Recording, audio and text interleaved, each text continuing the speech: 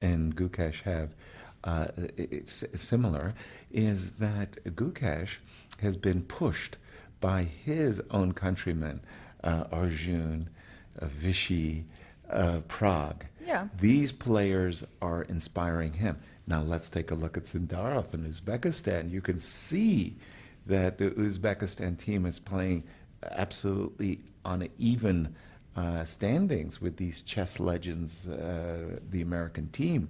So both Sindarov and Gukesh have been inspired by their own countrymen. And also they are coming from this young new generation of the players, and Right. all of them, as we discussed before, are rising and learning and developing together. And now that this round is approaching, Yeah. it will start very, very soon. We could see Javokhir on our screens, and he is again going to play against Wesley So, one of the also the strongest players in the world. Exactly. He managed to beat him, by the way, in the previous round, and Right?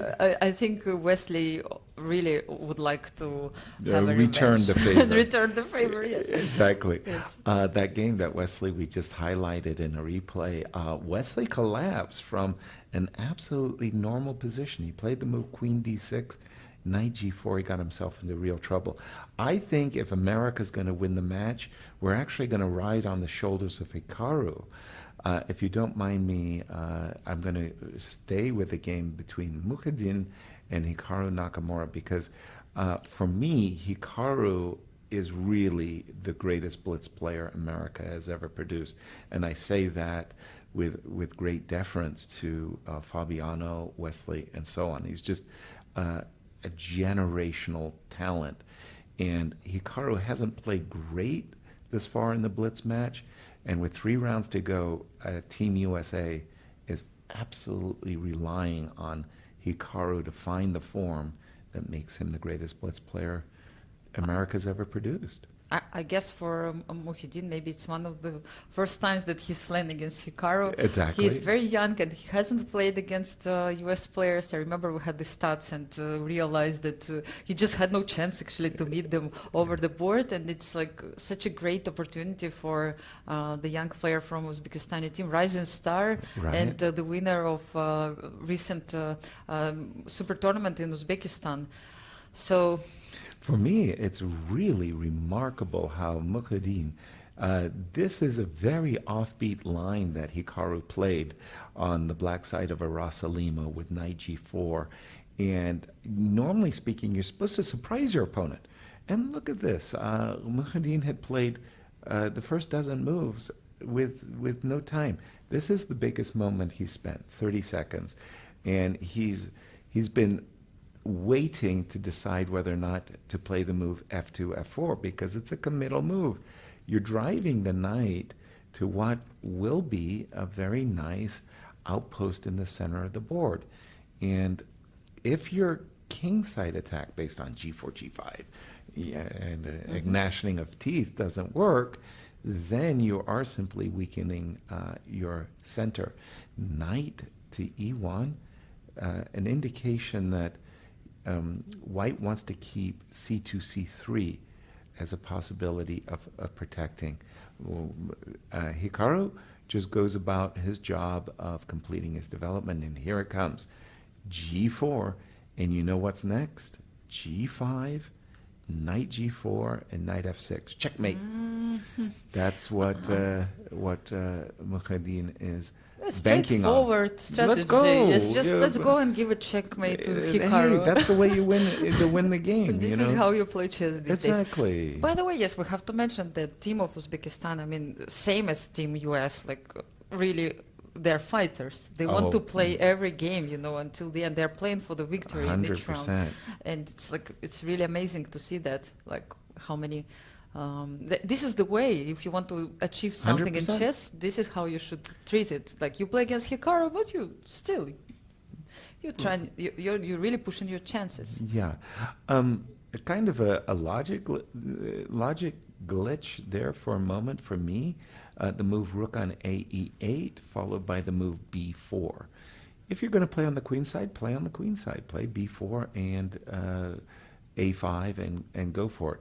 If you're going to play in the center, play in the center. Rook on a8 to e8 playing in the center, but at the same time making these moves on the queen side. If I were in Hikaru's shoes, I would have been looking to play a move bishop f6 earlier, but okay, here we are. Knight d4, trying to say, if you play c3, I'm going to snuggle in and fork your rook and your bishop with the move knight b3. So you're going to have to live with my knight. G5. Here it comes. Yes, as predicted, Checkmate. as prescribed. Yeah, it's H4. Okay, and now a very, very big moment. Do you play the move f7 and f6? If you play the move f6, it basically And he did says, so. I respect the attack. I don't want to see you getting a free hand, and so I'm going to slow you down. And I think that was the wise decision. May not be the most correct, but bishop d8. I mean, the idea is clear. He tries also to bring his queen into defense, right? I mean, just keep an eye on g7, like, if necessary. I don't know why computer doesn't like this move. If I'm not a big Black really fan. had something I better. I would have thought that, first of all, let's just go back one quick move. I would have thought that your intention is to take and play d5, attacking the pawn on f4. So when he would played queen f4, queen g3, I was thinking he was going to play d5 and use f6 the takes fact. g5. So g6, okay. Yeah. I do like the idea that the queen should... Hikaru's thinking, can I play the move h6 and keep the king side closed? And the answer is no, you cannot. White would play f5 and knight g4 and sacrifice on h6. Oh. So again, Hikaru is playing the right defense, and he's playing it well. Now he's got bishop takes h4 on his agenda. Yeah, so do I need to push h5, trying to create at least some kind of... h5, bishop h4, and there's a knight e2 check. Be careful. Yeah. You're like if you played rook f1, and now here comes the question: rook on a8 because you've got the bishop, right? Big moment here in the game. And Yeah, because white is threatening e takes f5. So queen b8, nice prophylactics from Hikaru. Getting He's out of the trying to... pin. Wow, what? I mean, he decided to go well, there was bishop takes sacrifice. h4, and the exchange. yeah, and you're getting some play, but queen f7 looks to me like the play is overrated. d5, no, I think queen f7 is the simplest, and I prefer Hikaru's position. I think if Hikaru gets in queen f7 and bishop takes h4, that will be game USA. By the way, I see that Lanier has gone down to 17 seconds. If the clocks are accurate, 30 seconds for Hikaru. Hikaru's looking for something other than queen f7. I don't know what it was. F7, yes, but It took him a long time to come up with what I thought was a very standard he really move. needs to start playing faster. It seems like, okay, 17 takes- seconds. He The has position is half good, the but you time. have to... Half the time. And now we're threatening bishop takes h4 and bishop f2 check. Big moment here. Big moment for Muhaddin. Knight d5. Yes. Rook g4. Hello. Threatening knight f3, Knight f3 is a winning threat. Winning threat. and also threatening to take maybe on e6 in a good day. Maybe That's a not good day. immediately. I'll say immediately. No, just trying to calculate bishop d5, but it seems everything is working, yes, after all this. Yeah, e7, knight okay. f3, take the rook. Will He's he take taken- d on d8? Yes, Yes. but you take on g2, check first. Oh, Always really? remember the intermezzo. Yes, and And now two exchanges Let's up. calculate, yes, two exchanges, exactly. And that's it. That's it. So, I said Hikaru needed to win. He did. Let's jump quickly to the game of Fabiano? Fabiano versus Yes. Nodirbek, because this could decide the match. Nodirbek has an absolutely ugly bishop on a1, but it's not just one piece. yeah, by the way, we have a draw also in the game of Sindarov, so it means 1.5 for US right now. Okay. Crazy, massive compensation for this absolutely awful bishop on Look at A1. these knights on the ace Oh rank. no! What is Yes, what is F5, Fabi like- doing? I mean, he doesn't have much time as well, but Oh my gosh! 10 seconds, and he's allowed this bishop on. F5 oh my this can gosh. be really dangerous. Yes, okay, bishop d7 I think was the Okay, only that move was a blunder to by play. Nodirbek. He could have captured the pawn on d5, So and that would have unleashed the bishop on a1. Nodirbek, it seems, won Now the game. Fabi's back in business. So Ooh. the score is level and this game is decisive, yes, sir. Oh, absolutely. But look at this bishop on a1. It's a dragon. Yeah. It's ready. d5. I cannot believe it. It's Oh, better for black now. Queen c8 threatening c2, queen c2. mate. So Mate. d5. I cannot believe it. It seems Take like on a2 with a check. yes. Take And on he a1 takes with a it. check. And that's it. He's winning. He's winning now. He Fabi. just completely turned the tables. Yeah, just don't allow queen f8 mate. No. It had to be a check. No, I was no, no, about no, to say he would not No, he needs to It- give checks all the time. all the time. Bishop e4 check is a winning. Bishop f1 No, mate is coming. Wait, what did? Where is the mate? Where is mate here? Maybe like queen e3, queen g3. No, bishop d3. Bishop d3, queen e3 mate. Wow. Wow, that could What a easily, game. Yes. easily have been a victory for the Uzbek team. It was. Yeah, no, we can see Nodirbek is so disappointed. He knows And he was Fabi had winning, no and Wesley time. handshake from Wesley.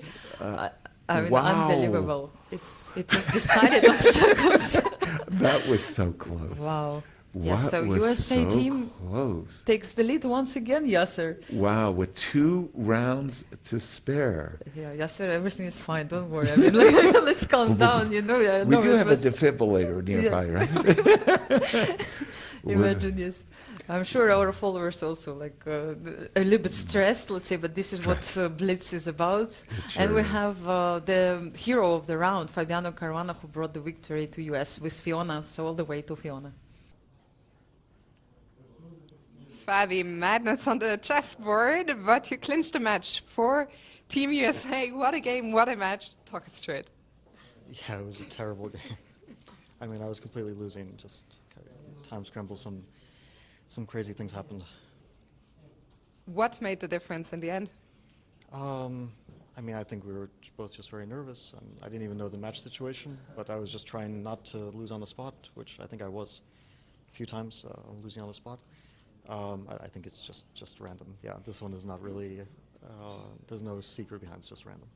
You were sitting with your back to the screen. Do you ever feel like, do I have just enough time to turn around and see what the situation is, or are you just focused on the board? No, not when you're down to seconds. You just try to hope for the best. Yeah, I mean that you don't like take extreme risks when your team doesn't need it. But yeah, I just can't see the match situation whatsoever. And what an important win, right? You just lost 2 in a row. The match was tied. Now you have a 2-point lead going into the last 2. Tell us a little bit about your thoughts on the match situation and the 2 last games, the 2 last matches. Well, I think it's still very close. Of course, anything could happen in the last 2 matches. I mean, we see it's very back and forth. But definitely this game was very crucial. I mean, it would swings the match by quite a bit. And we are nearing the end, so every point counts at this point. Did you expect to be this match to be quite as tight? Yeah, I did. Yeah, I really did. Is there a strategy? You guys often spend time in this room. Team Uzbekistan is over there most of the time.